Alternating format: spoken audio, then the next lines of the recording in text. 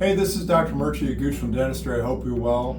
One of the things we love to do and we love to serve our patients is with dental implants. And I want to show you how, once the implant is in place, how we actually put the teeth on the implants. So we've got these little set of a bunch of different screwdrivers. Every different implant system has a different size on their screwdriver. And we're using an implant system that goes in right here. And what happens, this little thing's called an abutment. This is a screw.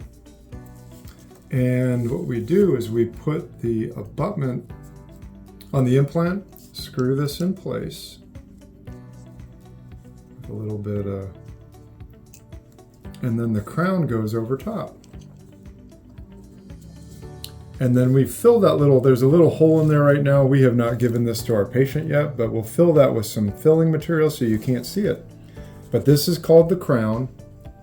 This part right here is called the abutment, and that's the abutment and the screw go into the implant, which is this little green screw area there.